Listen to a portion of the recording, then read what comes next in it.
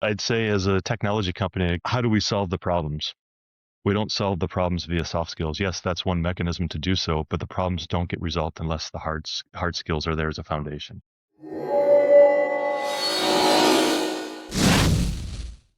Welcome to the Tech Ed Podcast. I am your host, Matt Kirkner. All kinds of great things going on here at the podcast, such that it seems like just about every week we are packing our bags and traveling somewhere to speak in an event, to keynote a conference. Last week, as we record this, I was in Indianapolis, Indiana at an education conference doing a keynote. Next week, I'll be heading off to beautiful Orlando, Florida to do another one. And so it was a few short weeks ago that I found myself in Southeast Michigan, the heart of the world's automotive country, at a conference, speaking at a conference at Schoolcraft College, as a matter of fact. And I met today's guest. He actually was on a panel just after me. Fascinating human being. We're going to talk about what he does. We're going to talk about the organization for whom he does it or for which he does it. He's actually the director of engineering for powertrain testing. So you think about powertrain in a motor vehicle, it's basically everything involved with transferring power from the vehicle to the surface of the street through the tires and so on. That is the powertrain, and he does it for a really, really well-known company, a company called Bosch, that is a multinational engineering and technology company. We'll learn about them as well. His name is Justin Allen. We're going to have a really great conversation. He is into all kinds of cool stuff, certainly automotive technology, what it means to be an engineer, what it means to stay at the same company for a long period of time. There's lessons there for our listeners and anybody who runs a business. We'll also talk a little bit about what's more important, hard skills, soft skills, and so on. So excited for this episode of the Tech Ed Podcast with Bosch's Justin Allen. As I mentioned, the Director of Engineering for Powertrain Testing. Justin, so awesome to have you with us. Thanks for joining me. Yeah, thank you, Matt. So let's start out with this. One of the things that you mentioned to me when we were talking, and we just don't hear this so much anymore, Justin, is that you've been with Bosch, and if people are watching on YouTube or they know what you look like, you're not an old guy. You've been at the same company for 24 years, which in this day and age where, I had somebody on the podcast last week that mentioned that young people can see as many or expect as many as 27 career transitions over the course of their career. Here you've been with the same company for 24 years. So tell us about that journey, and what is it about a company like Bosch that keeps you there? My relationship started with Bosch when I was in high school, actually. Wow. I went to a career fair, was signed on to attend a private university in the Flint area, formerly known as General Motors Institute, now known as Kenner University since the late 90s. Sure. Needed to nail down an internship, went to a job fair. There was all of the big threes, the OEMs, the suppliers, and what have you. And this little German company, at least little to me at the time, didn't know too much about it, reached out, showed some interest in me, applied, and in May of my graduating high school year, I was selected to be an intern for that next program. And the cool thing with that program is that program goes on for 4 years. So I spent my entire collegiate career, and I call it a career because it really did start in the very beginning phase there, with the company. Had the opportunity to move to a full-time position once I graduated, and here I am. Amazing. Obviously, moving along the company in the meantime. Why am I here? I'd say it's a little bit of a cliche answer. Cliche answer being that it's a company that supports you, and it's hard to leave a place that has good culture, good people, and good support. I think that's hard to find across the world, and especially across the nation. But really, what really rings true with me is the company's logo. Invented for life. That means that we are working on technology that is here to sustain livelihood for everyone in the world. It can be healthcare, it can be safety, crash standards, new innovative environmental products, looking at green energy, things like that. So if we look at what Bosch works on, it's well outside just the automotive domain. We've got 4 sectors, and obviously automotive is our bread and butter. That's our largest. But if you have a change in heart and you want to get into a different type of skill set, a different type of product, there's enormous opportunities within this company. And again, it's that innovative for life mentality, that you're always working on something tangible, something that's going to impact people's lives in a positive manner. That's what matters to me, is making sure that we're doing the right thing for the people, and as a result, the company takes care of you. And it's interesting, as you reflect on kind of where things have morphed. I was just talking about this with somebody last week about how, when I went to business school, and I'm older than you are, but we all wanted to be Gordon Gekko, if people remember that character from the movie Wall Street, right? And not Hmm. exactly that you wanted, obviously, an ethically challenged character, but you wanted to be that individual that was like, kind of the slick, sleek, business person, making tons of money, driving a beautiful car, living in a beautiful house. And not that those things aren't fine and important, but it's interesting more and more people are into what you just mentioned, which is this whole idea of what is the mission around the company that I'm involved Yeah. with. And if I feel like I'm making a difference, if I feel like I'm doing work that is improving people's lives, it doesn't mean that the other benefits of working in an organization aren't important, but that's really, really important, I think, for our employers to hear, is the more that you can emphasize with people what the mission is all about, and doing good as well as doing well financially, really, really important. To Hmm. your point, a company like Bosch into all these different technologies. I got interested in the technology probably 10 years ago, primarily through studying some of the work that Bosch was doing in the smart sensor and smart device area. And you start to learn about just the incredible innovation that's happening in this German company that's really doing a phenomenal job of driving itself forward, of meeting the market where it is, and so on. To that point of meeting the market where it is and recognizing, what's staying the same and what's changing. I was a tier one supplier to automotive for a long time. For anybody that doesn't know that term, tier one, certainly you do, but the idea is that you're supplying at that time one of the big three typically, or maybe it was a Honda or a Toyota, somebody like that, but you're the first supplier to them, so there's nobody between you and that company. So no stranger whatsoever to working in the automotive space. When you think about automotive technology, and particularly the area, Justin, that you're responsible for on the powertrain side, what are the technologies that are the same as they've been for decades and decades, and what are some of those areas where there's innovation that's going on? Certainly in the powertrain domain, combustion engines, right? They've been around since the turn of the century, and quite honestly, we see a lot of news about them in the last maybe 4 or 5 years about a rapid regression, sorry, and an exiting away from combustion engines, and this new presence of electrified vehicles or alternative powered vehicles coming in. And really, if we look at those take rates and those figures, we do not see combustion engines going away in the future. They're going to be here for the mainstay. They may not be in the same forms as we see them across all recipes today. They're mostly going to be coupled with hybrid applications with some type of electrified powertrain with them as well. Hmm. So that's kind of one of the new segments.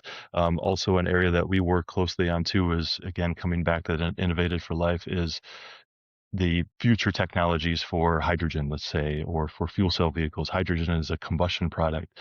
So there's these little old technologies, call them old technologies, that are still being relevant today and still very much in the focus. It's a conversation that I have a lot with university outreaches and activities in academia, is saying, hey guys, we cannot forget the combustion engine. We're still going to need thermodynamics. We're still going to need hands-on people to get in and dive into those pieces.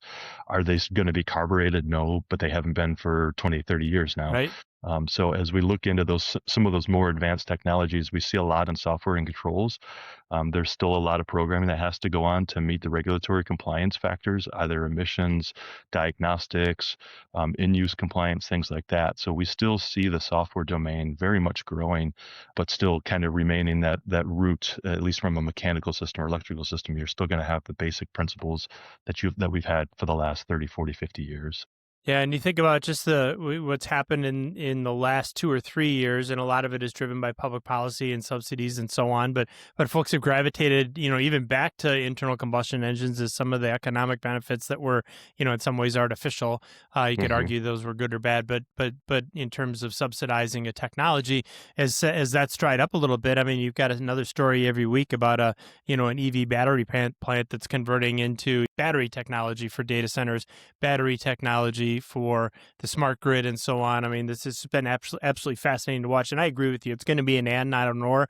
The technology is going to change just as it has. I mean, when I was first started driving, nobody even had a fuel injected engine, right? And that's kind of all you see these Yeah, days. And to yeah, your now point, that's mainstream. yeah, Yeah. exactly. But so the technology changes. It's also Interesting, you mentioned the end of life side of things as well. So, for folks that aren't familiar, there's a whole technology and a whole school of thought that has to go around what happens to a motor vehicle when it reaches its end of life, and then how do we dispose of that vehicle, or do whatever we're going to do with it, recycle it, what have you, in a Hmm. way that's environmentally responsible. I lived through this is now 20 plus years ago with the end of life vehicle initiative and Rojas in Europe, and some of the changes in regulation that drove all kinds of innovation here in the United States with the elimination, for instance, of things like hexavalent chromium in a motor vehicle. And so there's always this innovation that's happening, and you're absolutely right. The internal combustion engine is not going away.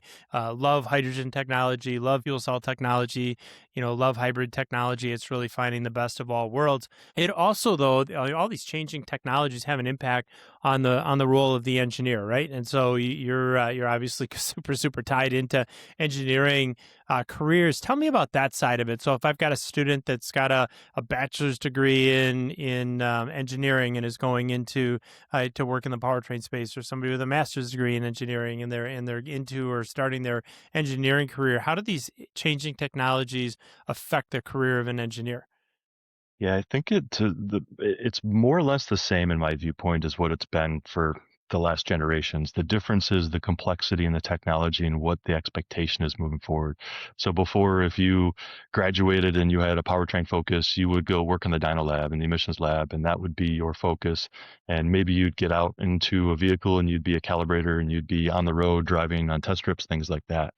Now that skill set is really shifting. Now the expectation is, yes, you know the combustion process, you know how that system operates, and kind of some of the levers that you can move with that. But now also, how does that impact the hybrid system? What are your trade-offs there? How do you optimize your systems for peak efficiency, for instance? So it's more of a systems engineering approach than it was just a specific kind of one competency area, and you broke that competency down and you were the expert.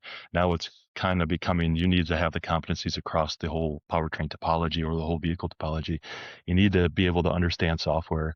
Like I said, coming back to carbureted vehicles 20 years ago, there was no, sure, maybe there was a computer in the vehicle, but there weren't 11, 12, 13 of them driving Hmm. vehicles. I even look at one of my personal cars that's in the garage. It has two engine controllers in it. So it Wow. has one engine controller to drive one side of the engine, and another to drive the other side. And those two modules need to talk to each other. And having that software know-how to be able to dive in and have that, let's say, like, I'm a mechanical engineer, so thermodynamics was one of my fortes. Heat transfer was also a class that I excelled in, Hmm. but I didn't have those software and logarithm classes and coding classes. My job never got into the coding, let's be clear, but to go through and read a block diagram and understand how is this system functioning, that's incredibly important now to understand, again, that holistic view at a systems level. What am I changing and what does it impact further downstream? I mentioned in the intro this keynote that I did in Indianapolis last week, and it was to a group of IT professionals primarily, and there were advanced manufacturing people in the audience as well. But basically, those two groups, but probably 70% was IT. And I talked about in manufacturing the convergence between IT and OT. In other words, the idea that our systems are no longer just mechanical or fluid power or motor and motion control and so on, that we had this whole aspect of the software side and the IT side. And from this is more from a production standpoint, but the need Hmm. to understand both. And what I'm hearing from you is whether I'm an engineer, I'm a technician, it's the convergence of all those technologies. And we can't just be a subject matter expert in one and get away with it anymore. We've got to understand that whole systems thinking. Am I getting that right? Yeah, absolutely. I mean, walking away from the engineering side, let's go to more of an hourly worker, Hmm. a mechanic or technician. They need to know how to diagnose these systems, right? They need to know the scan tools. How do the scan tools function? What features are the scan tools looking for? It's becoming more and more imperative that everyone along that process chain has that understanding, and not just process experts. It has to be everybody across the board. And quite honestly, it's been a little bit of a challenge here, at least in the state of Michigan. I'm sure it's nationwide, about how do we train those people. We've got all these new vehicles that are out there. How do we make sure that you take your car into the dealer for warranty work and you have some type of issue with software or electronics, that you can work on it safely? That's the most Hmm. important thing. And that you have the know-how to be able to dive into it. You don't need to rely on those experts from wherever they may be, which is not in your local shop. Right. Yeah. I spent a lot of time around automotive and diesel programs and in technical colleges and community colleges. And it's, that job is getting so hard. I mean, it used to be, in fact, I'll tell a quick story. I remember helping a buddy of mine change the oil on, he had a 1976 Blazer, right? So big Chevy Blazer. Hmm. And you would open up the hood and there was just the engine there, right? And you could look at everything. You could see the engine block, you see the cylinders, I mean, it was like you could see everything, and now it's like you open up the hood of a vehicle, and it's like, what's even going on underneath there? And you think Yeah. about these instructors at the technical and community colleges, whether they're training engineers, they're training technicians. It's just so much that they need to know and they need to understand. So becoming more and more complex at the heart of all that. And this is a debate that's kind of ongoing in education is, how much of it do we teach the systems? How much do we teach the soft skills, which nobody is going to doubt are important, and then how much do we focus on some of the hard skills and the base technologies? I'm a manufacturing guy, so you walk out on a manufacturing plant, and it's all it's basic AC/DC, it's electric relay control, it's fluid power, it's conveyors, it's the control of motors, it's measurement, engaging, mechanical drives. For the work that you do, obviously really important in terms of how we're transferring power, and a lot of those fundamentals haven't changed a lot. There's the way we use them, the way we monitor them, and so on. The way we deploy them has changed quite a bit. But are you seeing the same thing on the automotive side? Are those base fundamental skills still as important as they always were? Absolutely. I mean, if I separate hard skills and soft skills, we're always going to be focusing on hard skills, right? Soft skills are there, they're inherent. They're not oftentimes teachable, and Right. sometimes you may find someone with great soft skills, or sometimes you may find someone with poor soft skills, and you try to mold them and shape them, but you're never going to be able to. That's who they are as a person. Hmm. That's who they are as an individual. But certainly those hard skills are what we focus on, right? And we come back to those hard skills which are going to bring innovation to the company. That's going to be our big focus, is what are they in terms of embedded systems, software, highly technical positions. That's what our main focus is when we're heading to the job market looking for positions and looking for candidates. Yeah, to quote, I think it was, I'm not going to name the company because I'm not positive. I'm 99% positive, but it was the CEO of a major retailer that everybody would recognize, was asked probably 25 years ago, what do you look for in new employees? And that person's answer was, first we want to find people that were raised right by their parents. I don't know that that's completely fair because not everyone had parents that raised them in a certain way, and we certainly don't want to write somebody off just because of the Sure. environment in which they grew up. But I think to your point about a lot of those soft skills and personality traits being inherent. I had somebody that works in the personality profile world tell me years ago that, pretty much by the time you're 7 and definitely by the time you're 11, whatever those soft skills are, your personality profile is pretty well hardwired. You're not going to take somebody who's wired a certain way and totally change their fundamental personality. They may be able to act inside or outside of that for periods of time. But Hmm. but I think you're right. I mean, a lot of us are wired the way we are. Certainly, we want people to come to work every day. We want them to, stay off drugs. We want them to be able to take some level of direction. We'll get into some of those other soft skills here in a little bit. But you and I agree that certainly a lot of those are hardwired, and then the hard skills and the ability to understand the technologies with which you're working and the fundamentals of those technologies, super super important. So now let's talk. And I teed up a few of them on the soft skill side, and one of the things that fascinated me about that panel that you were on was the discussion around what soft skills are important. So talk about that as you're looking at new team members, and you've been doing this for 24 years. You've seen every version, or at least many, many versions of different types of people. Well, what are the things that are really, really important? From a soft skill perspective, I'd say teamwork, right? Teamwork, drive, work ethic. Those are going to be the biggest ones. Those are ones that are going to be hard to mend and to try to shape somebody into. If they don't have the drive, you're going to have a hard time motivating them to get the drive to what you need to be. So first, finding the person who's got the ambition and like I said, that work ethic that's out there. From a soft skill perspective, I'd say overall things really haven't changed much, and I'll bring in maybe a little bit of a controversial aspect of it. Yeah, sure. Is the digitalization and software that's becoming more and more of a soft skill than it is a hard skill, to be honest. Interesting. That Hmm. expectation is being set now, especially with the new generation, the new workforce coming out. A lot of the older workforce, doesn't have that digitalization skills, right? They grew up with laptops, so they grew up with computers that were entering the workforce when they know how to use them generally. They're okay. They can punch their way through the systems without much handholding. But what we're really finding is that newer workforce is coming in. They know how to use digital tools. They know how to use AI. They know how to automate things. They know how to head to a script and write a code. And a lot of them are doing it at home. They're doing it in their private lives, and then they're bringing that into the workplace. And like I said, I'm viewing that, and then maybe this is my personal perspective that's a little bit skewed, but I'm viewing that as digitalization and automation is becoming more of a soft skill. Interesting. That's a really fascinating observation. I was watching an interview last week with Jensen Huang, who, as we all know, is the CEO of NVIDIA, and somebody asked him, what is the most important skill that a young person should have, and what he said was have the ability to prompt and interact with AI, and that'll be more important in the future than just about anything else. You think I had somebody mentioning we're on this kick of a keynote a week, it feels like, and I keynoted an event in Wisconsin about 3 weeks ago, I think now.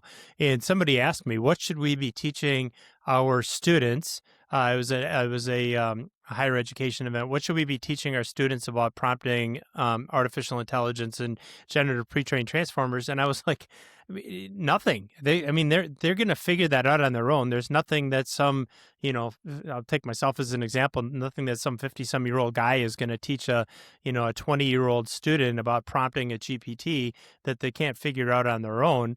We can talk about ethical use of artificial intelligence. We can talk about applications. We can talk about the use of AI in the workplace. But in terms of showing them how to interact with a digital platform like a GPT, there's nothing that we're going to teach them. They need to kind of understand that, and we're seeing that in the digital natives. That's almost more of a message in some ways for people that are my age or maybe younger that are deeper into their career, and saying you got to upskill this as well. If this truly is a soft skill, if this is becoming a ticket to the dance, as they say, and that you're not going to be successful without these skills, well, it's time to upskill yourself around those technologies. I think that's a really, really interesting observation, Justin, and probably is a little controversial to some people, or at least uncomfortable. But if you speak the truth, you speak the truth, and if that's what you're seeing on the ground, then you've got an obligation to share it. One of the things that I feel like I've got an obligation to share, especially with educators, is this whole idea. We've talked about hard skills, we've talked about soft skills. I hear from so many, especially in the high schools, where they say, well, all our employers care about are the soft skills. We ask the employers, what do you want? And they say, well, we want students that can just do and I agree with you on the ones that you mentioned, whether it's teamwork, whether it's the ability to work with others to solve problems, super, super important skills that we need to instill in people of all ages. But then the employer goes to the school and says, well, just give us the people with these skills. And what the educators are hearing is, well, our employers don't care about hard skills. And I'm like, no, well, yes, they do. It's just if all you can get is the soft skills, if you're choosing between soft skills and no skills, you're going to pick the soft skills.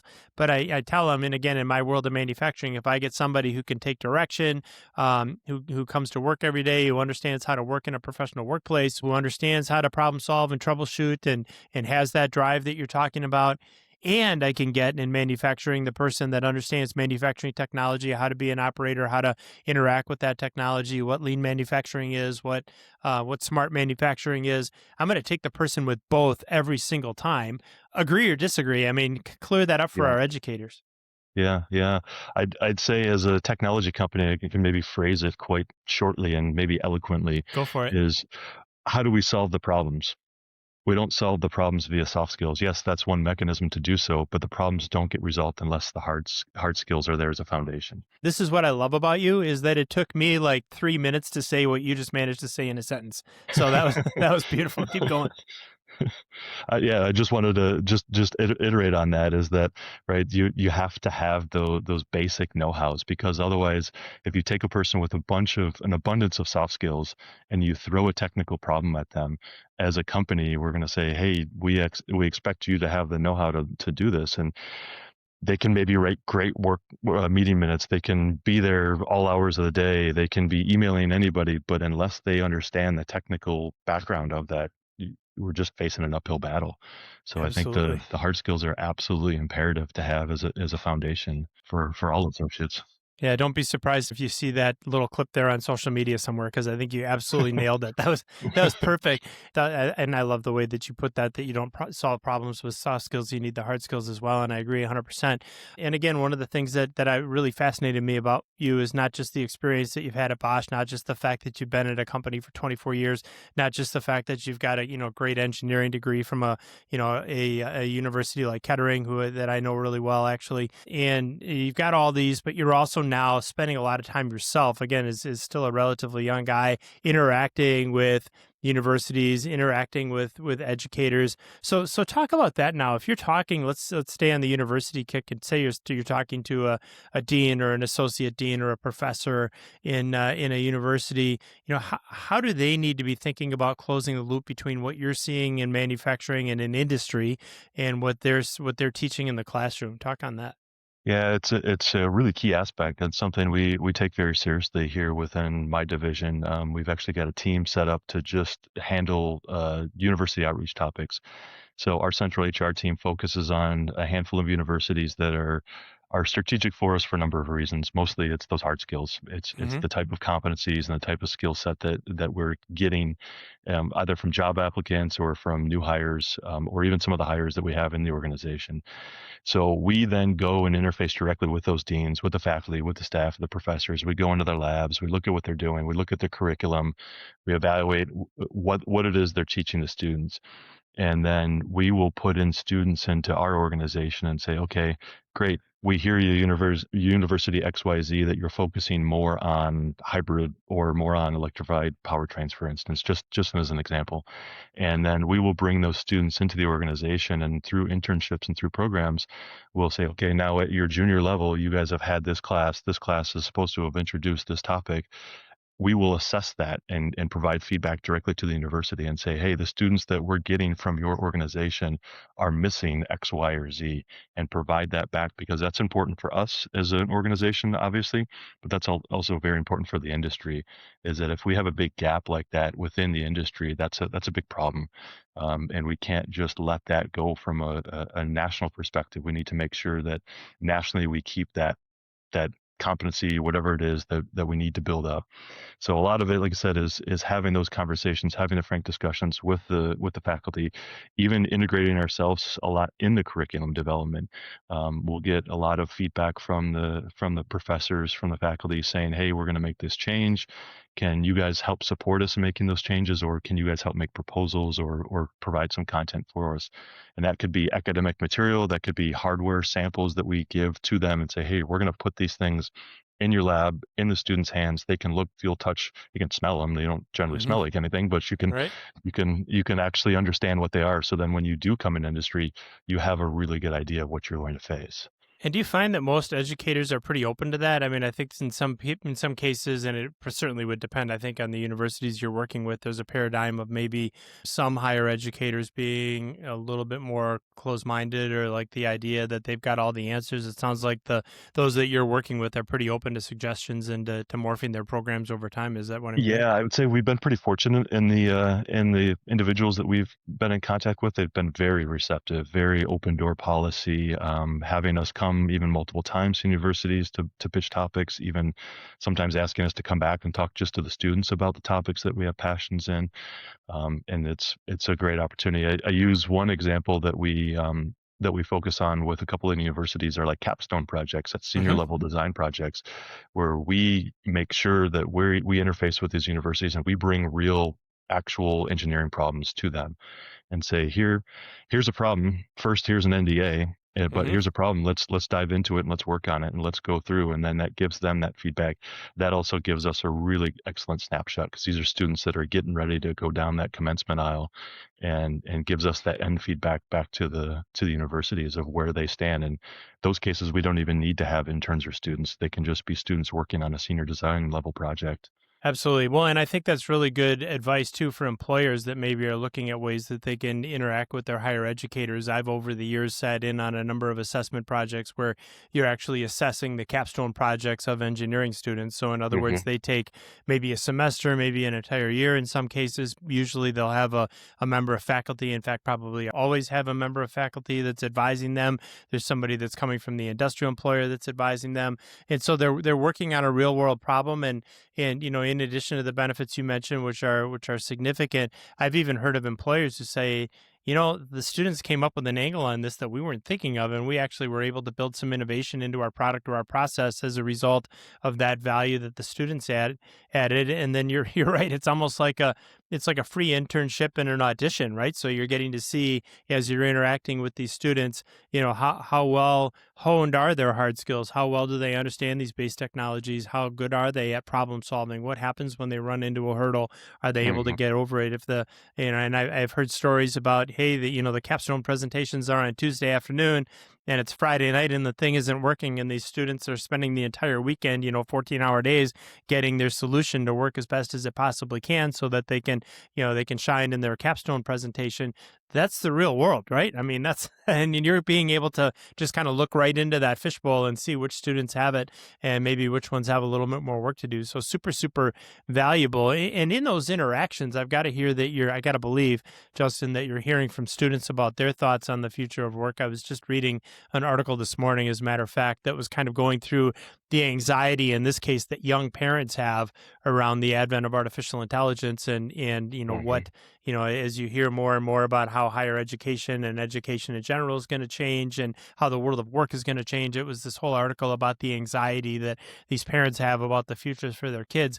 In this particular case, you're interacting with students. What are you hearing from them about the future of work, and what are some of the things that they're really excited about, and where are they maybe a little bit scared for the future? Yeah, it's first from a personal perspective. That's interesting, and the parents' anxiety because I've got two children in the 10 to 13 age time Yeah, frame, and awesome. they're very much more into the digital domain than mom and dad are. And Hmm. I hear often from my daughter, who's the eldest, is always telling my mom, why are you doing? You actually believe that? That's not real. That was generated by AI. Come on. Right. And Yeah, and it's interesting to see that kind of generational perspective as it shifts. for sure. But certainly as we look towards that next generation, right? We all know that AI is here, Hmm. but we have to look at kind of this hype curve, and we've got this big hype curve that's got a real sharp inflection point and it shoots up, but then we kind of have this rapid regression of things as we realize, well, maybe this isn't right. The technology that is right for right now, and we start to shift, and we go from AI to Gen AI, and we move on to more augmented reality. Right. And I think that shift is happening. And I think a lot of individuals, and especially organizations, are evaluating that and saying, how does this fit in my world as a person, my world as a company, and trying to then adapt because we don't see that AI is going to take over for all positions. Right? We're still going to have jobs out there. AI may reduce some positions, but it's going to be in a very limited fashion. Hmm. We had an executive, one of our more or less our CTO. We don't go by CEOs, COOs, and so on, but more call it our CTO globally was in house last year, and I had the opportunity to sit down with her in a closed door session with some other associates, and she brought up a really excellent point. She's like, "You guys have got to make sure you understand AI, and AI is a language learning model, and once you start to put numbers in in that system." It doesn't know how to calculate and how to derive the next calculation. Right. So you can't just purely go into an AI system today and say, hey, go solve Bernoulli's equation for me. It can look that up, it can find that, but given your example or your problem you have in your lab, it's not going to know how to solve those problems in an efficient manner. So I think we have to remind ourselves that yes, there is the AI side of things that can be there as an enabler, but it's not going to be the ultimate end that we're all heading towards that solution. But we all still need to know how to use the systems and more importantly, what to trust from the systems. Not every system is going to give you the right answer. No, that's exactly right. I was just reading a blog post. We've mentioned it a few times on the podcast by Matt Schumer. the whole idea was, literally as recently as a few years ago, if you asked a generative pre-trained transformer what 7 times 8 was, it could tell you 54. Or I had, I had an example about, I guess it was about 2 weeks ago, I was putting together a slide for a presentation, and I asked for an image of kids playing baseball, and it literally gave me the, it was so bizarre as to be funny. It was a kid, picture this, a kid standing on home plate, two hard balls are coming directly at him, and there's two kids standing behind him on either side with baseball bats over their heads, like they were going to swing at this poor kid. And I'm like, we can't trust AI with everything if I can't trust it to come up with an image of a normal image of baseball, and instead it has some Yeah. crazy Byzantine torture process Yeah. going Is on this a for a little riot or a kid. baseball game? Exactly right. So, so lots and lots of ways to go, and I just I use AI personally as kind of like a coworker, right? I mean, I'll typically have, whether it's it's ChatGPT or Perplexity or Claude or Copilot, kind of open next to me, ask it a question, let it go do its thing, come back and go back and forth. But that's the way that I look at it, is that it's an aid, it's a resource. And it is going to transform a lot of different jobs. There's no question. But I think for the better for those people that keep up with it and stay up with it. And I think that as we think about the employee experience and the team member experience, and in a lot of ways, I think if we create the right environment, our employees and our team members will have even greater futures, and be even stickier in terms of wanting to stick around with the organization for a long period of time, in the same way that you have. I mean, for 24 years with the same employer. If I'm an employer and I want to say I want more Justins, I want more people that are going to be willing to look at our culture, our business, their job, the fact that we're changing the world for the better, and not that anybody's an indentured servant and has to stay anywhere forever, but that has a desire to stay with that same employer. What advice would you have, Justin, for employers that are trying to create the kind of environment that's kept you around for as long as you have? That's a good question. For me, I've had many of opportunities to find other avenues in the organization, but Sure. ultimately, what holds me here is people, right? And Hmm. building those connections. You've got to create a culture in your work environment that people want to be there. They want to work on exciting topics, and they want to work together with each other on exciting topics. That's really to me, what's one of the big drivers. As you mentioned earlier, you can have great financial success, you can sell amazing products, but if you don't have the strong work core behind you that have got good knowledge, again, going back to those hard skills, that you can rely on people to solve the problems that are in front of you. If I was in an organization that we had a litany of problems and we can't solve any of them, I'd probably look around and say, boy, am I in the right spot? Are these people in the right spot? You start to Right. question and doubt your coworkers, which is never a healthy topic at Mm-mm. all. Right. So it's really about fostering that environment, and since day one, as I started my career, it's also about fostering the associates in your organization, and that fostering starts at the entry level and continues all the way up through the top person in the organization. That everyone there needs to be out looking for their peers, needs to be out looking for the people ahead of you, as well as particularly the people that are behind you, and that's kind of our our duty at least I feel as a leader in the organization. It's my obligation to be there, to be as a resource for those associates to reach out to and look and seek out information. And you segued almost perfectly into the next question I was going to ask you, which is on this topic of mentorship. And you talk about an organization having an obligation to foster that next generation of talent. I know you've had great mentors. I know that you're really involved in the mentorship program at Bosch. So let's chat on that a little bit. How closely are longevity and mentorship tied to each other, in terms of a person sticking around at a company? And then if a student is considering maybe a new employer, or their first employer for that matter, and is asking questions around what kind of a mentorship program that employer has, what should they be thinking about in terms of what makes a great mentor? I think what makes a great mentor is connection. You have to be not only connected in your current role, but you have to be able to put yourself in the position of the associate that you're there talking with and speaking Hmm. with. You may not know all of their ins and outs, the hurdles, or what they may have to do in a technical perspective of their job, but it comes back more to those soft skills, Hmm. and helping coach some of those soft skills, or things to look out for, or even explaining processes that may be not well understood, or large, I don't want to say political topics, but larger topics that are outside the associate span of control, to say, hey, you shouldn't be putting your calories into that topic, but you should be focusing on what impacts you, and you as your growth. That's what matters. But I think, coming to the question about the mentorships, I'd say the vast majority of those mentorships, they're lasting on a 5-year basis, maybe 10 years if they Hmm. extend a long times. Seldom do we see mentorships that are lasting for careers. Don't get me wrong. There's certainly people that do have mentors hey, that's my mentor. He's been my mentor for the last 20 years. But Right. a lot of the mentoring that I've been doing has been kind of these 3 to 4 year windows where associates are really looking for growth in their current position. How do I get to the next level? How do I go from an associate to an engineer, or from an engineer to a senior engineer? Or what is the line pathway to leadership? Do I want to take a leadership role, or do I want to take a more technical role?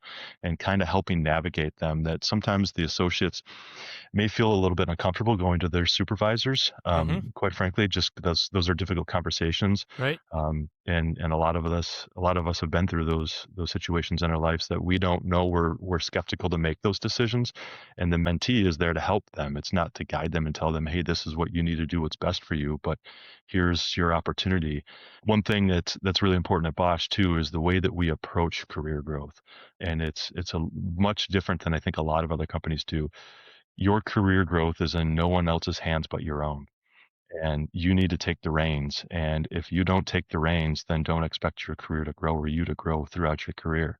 So utilize the levers that you have in front of you, and start to engage in conversations, and reach out to mentees to have those relationships and build those relationships if you don't have them. Because if you don't have anyone advocating for you, you're not going to be successful moving to the next level.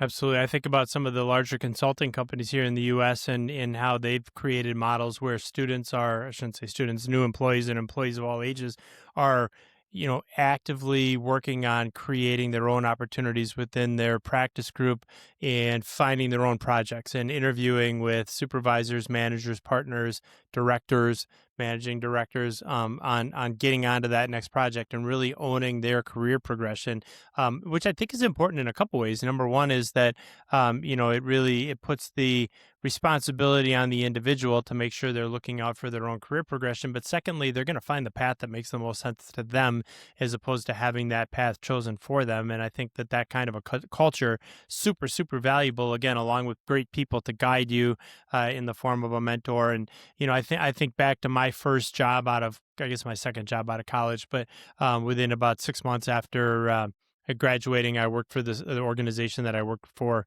while I was in school, and then morphed into a new opportunity about 6 months thereafter. That company had a mentorship program that they changed while I was there, and when you got there, they assigned you a mentor, and they said, this is your, and the interesting thing was, I mean, the individual they picked for me was a nice enough guy, but wasn't somebody that I would necessarily want to emulate or aspire to be or choose as my own mentor. And then about 18 months into that, they flipped it and they said, now you can pick your own. You don't have to take the one that the company has picked for you. Tell me a little bit about Bosch's program. I mean, how does a student select their mentor? Completely voluntary. So first Awesome. first is the student or the associate signs up and says, hey, this is something I want to do. And then from there, it's either in their prerogative to find a mentee for themselves, Hmm. or they can write their name in, say, this is my role, this is what I'm interested, this is kind of where I want to grow, where I see myself going. And then we'll also poll the leaders and say, okay, in those specific areas, we have these individuals that would like to seek guidance. How can we link them up together? And again, that helps build the network. I mean, Totally. we're no small company at 430,000 associates across the Wow. globe. So For there's sure. there's availability Yeah, abundant. right. Exactly. Yeah, if one doesn't work out, there's another 429,999 people that might, right? That's Yeah, and that's awesome. to Yeah. your point too about getting assigned a mentee, is that your mentor, is that not everyone is a good fit to be a mentor, Right. right? Yeah. And not every person do we need to symbolize, or to create another version of. Some people maybe we absolutely don't, if I'm frank. Right. No, for sure. I thoughts go back to a company that I ran years ago, a manufacturing company where we had a mentorship program, and it was an informal one when I got there, where if you were a new employee, you'd basically just be assigned to someone on the floor, on the shop floor, with a great deal of experience. And we had like the same person was just like plowing through mentees, and finally we're like, well, what's going on? And he's like, well, none of them are tough enough to work here, so I work them out pretty quick. And it's just like, well, that's not exactly what we're looking for in a mentor. So I think that was an example of probably to the extreme of making sure that you're picking your mentor and making sure that that's the kind of person that's going to inspire you and foster your career and so on. Speaking of that, I know you've been really involved with this organization called MAGMA, which relates to talent in Michigan, Hmm. in where certainly you reside, where you and I met. So talk about Magna a little bit. What is it, and what's its mission? Yeah, so MAGMA, MAGMA, so Michigan Alliance for Greater Mobility Advancement. So this was an organization that was founded back in 2009, and it's focused all on keeping technical jobs specific to the transportation industry in the state of Michigan, making sure that we keep that core competency skill set mostly in the automotive domain, Hmm. but now we're branching ourselves more and more outside of the auto domain, but also still touching transportation. The opportunity came up to me, and I absolutely lashed on it. It's something obviously I'm very passionate in. I was guided throughout my career. I was helped. I was upskilled. I was trained.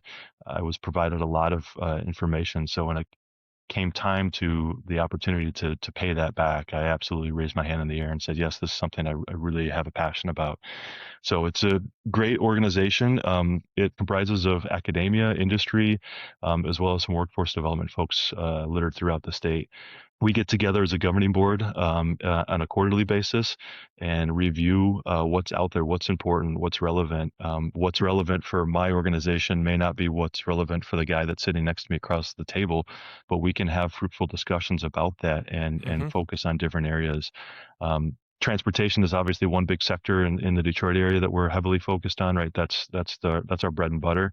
But also we've realized in the last year or two, we need to be looking at other areas. We need to be looking at infrastructure, filling stations, charging stations, rest stops are even of importance for the state. Looking at transportation when it comes into tourism. What does the airport infrastructure look like? What does the ports look like? Where is our maritime transportation sector? How are they represented? Those are all topics, again, that are well outside my automotive Right. background and powertrain, but still super interesting for us as a state to again have that open dialogue together with industry stakeholders and academia stakeholders and the state there oftentimes at the table talking about that. What do we see as a new technology that's coming up? How do we prepare for it? How do we make sure that we as a state are well suited for that? And to be frank, the ultimate goal at the end of the day is to keep as many tax dollars in the state of Michigan as we can. That's our Absolutely. end mission. So Magma is that funded by state dollars? Is that where the funding comes from? Yeah, it's funded by Michigan Labor and Economic Organization, so Leo, MI Leo, absolutely. Yeah. and then also we get some grant money from the state as well as from the federals as well. So kind of Got it. kind of multifaceted.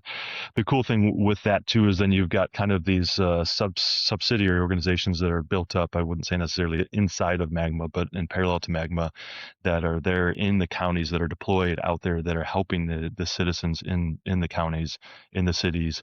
Hey, I'm looking for an opportunity to grow my career or shift. It can be blue collar, it can be white collar. There's plenty of training opportunities that are out there. And then the individuals, the citizens of the state, and one of the qualifications is you have to work from the state or you have to be employed by someone in the state of Michigan. Then you're open for these additional training programs, which are really focused at upskilling and retraining the workforce to make sure that we're well suited for the future.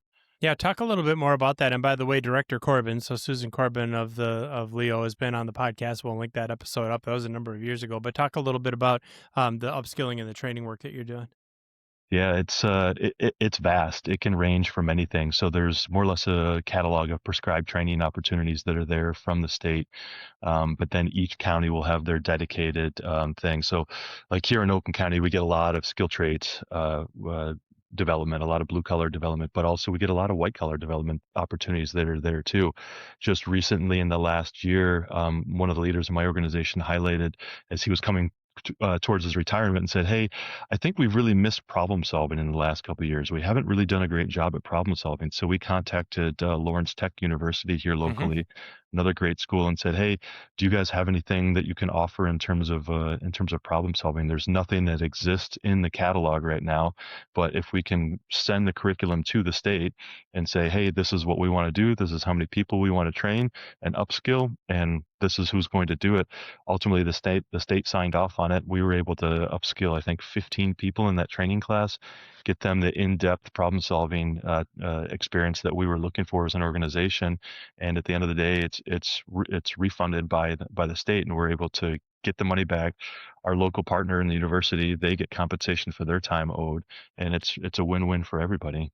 Perfect example of how state funding combined with a local university combined with a private employer with a need and a goal can all work together. Other success stories that come to mind. I mean, that's a great example, but give us another one. There's an excellent one, which I think we can hopefully link in the into the podcast. We'll put them in the show notes. You bet. There's a local channel here in the Detroit area, a news channel, did an incredible story about a gal by the name of Drea Roberts. She was an Oakland Community College student, and she graduated high school, went on, started a family, and kind of got lost in her career and didn't know what she wanted to do. Had a couple children along the way. Her children got a little bit older, and she looked at her opportunities and said, "You know what? I kind of feel like I'm out of place." She was in the retail space. I want to get into something more technical. So she went to OCC, did a program on a short apprenticeship, went to a job fair, got hired by Williams International, who's a large turbine company, for those that don't know, that specializes in airplane manufacturing. And now she's a CNC operator at Williams International, a huge company. Now she's in a spot where she can grow and she's flourishing. And what was Amazing. really inspiration to me in that message is that at the end she says, "This is just kind of one step. My next step is in the next 5-year horizon. I can see myself getting an engineering degree." Wow. So it's sparking that, not only getting people into industry, getting them placed into job positions, that's important, but then also getting them to say, hey, this is not the ending spot. I can continue to learn and grow. And ultimately, I think those are huge success stories, to be able to get placed in an industry that you have no experience with, but then also get in the industry and say, hey, this is really interesting and I want to grow. That's awesome. Yeah, what a great example of showing somebody. I mean, you know, if you can't see it, you can't be it. You show them that there's this great opportunity for them. You give them the skills. Shout out while I'm at it to my dear friend Bo Everett, who I know is probably instrumental in a Yeah, lot of the things going on yep.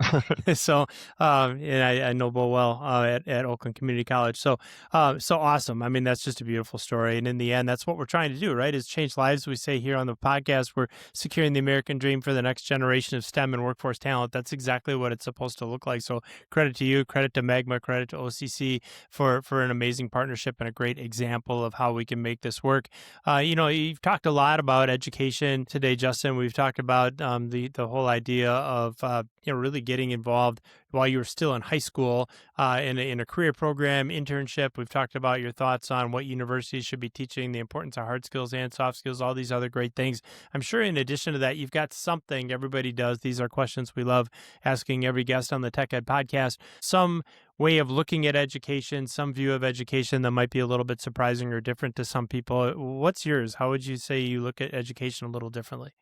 Mine, I maybe already have already tipped my hat a little bit on that question, but I'd come back to the fact that industry has the ability to be very integrated into academia. And I think that's something that a lot of students, a lot of parents, a lot of the citizens don't necessarily see or understand. And maybe not every industry is there, but I think that's one key element that I think a lot of people miss, is that there is that background input, and there's that back and forth where we do provide input to academia. We do help shape curriculum. We do shift topics.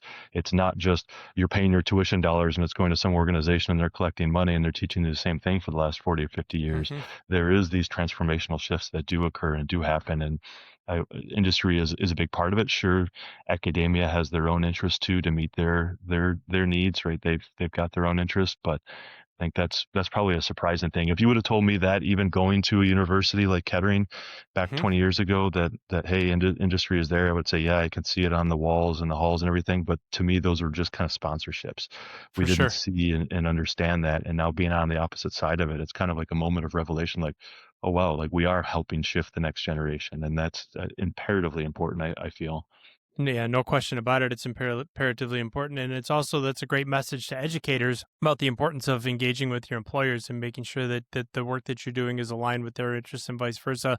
And so many of them do in ways that I think a lot of people don't recognize. So that's a really, really good observation. One final observation we'll allow you here before we have to close up shop on the Tech Ed podcast, Justin, is another question we love asking our guests. And that is, if you could go all the way back to that time when you're a sophomore in high school, you're 15 years old, and now here knowing everything you know after a 24-year career at a place like Bosch and many, many years to come, I'm sure. If you could go back and give that young man one piece of advice as a sophomore in high school, what would you say to that young Justin?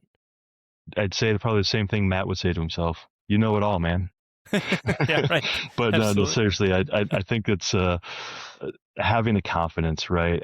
15 years old is a really daunting age to be looking at yourself in a career perspective and saying, what is it that I want to do? I have no idea. Mm-hmm. And don't be afraid to make those decisions.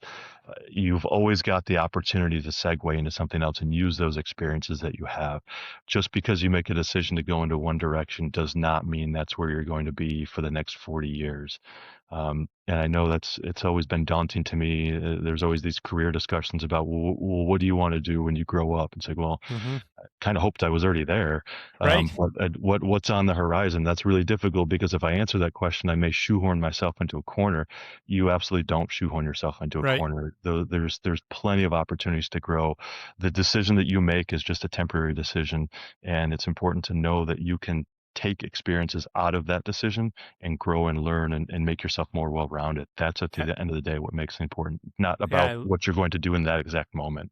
Exactly. You don't have to have your whole life planned out, or as I like to think about it, it doesn't matter what you didn't pick. What's important is what you did pick, and then you're on that path, and there's on-ramps and off-ramps throughout life, and there's all kinds of ways for you to get onto whatever's next if what you chose wasn't right for you, but certainly or didn't end up being right for you. You're going to learn some things along the way, but not making that decision, not going after it with reckless abandon, not going after it with confidence can hold you back in ways that I think a lot of young people don't necessarily recognize. So super grateful for that advice, not just for the 15-year-old Justin, but for any young person and any person of any age, really, about how they should think about their next experience and their next career move, education move, personal move, whatever it's been. Super glad that you had incredible confidence to come on to the Tech Ed podcast, Justin, and really great opportunity for us to spend some time together. I knew this was going to be a great conversation, especially the hard skills and soft skills and the importance of both, the importance of engaging with education. Awesome careers at Bosch, and certainly you're a great example of that. And so can't thank you enough for taking some time for us and joining us on the podcast. Yeah, thank you, Matt. I appreciate it. It's an excellent opportunity again, and a topic that I'm very well versed in and have a lot of passion in. So absolutely happy to share my experiences. Super well-versed, and that was evident by all the answers that you gave and the insights you offered us and our audience, Justin. I want to thank Justin Allen for being with us on the podcast. He is, as we mentioned, the Director of Engineering for Powertrain Testing at Bosch. We'll also take this opportunity to thank our audience for joining us on yet another edition of the Tech Ed Podcast. This episode, of course, a fascinating one, and you will find those show notes. We talked about a couple of the resources that Justin pointed to. We'll make sure all those are linked up in the show notes. We have the best ones in the business. We will put those at techedpodcast.com/Allen.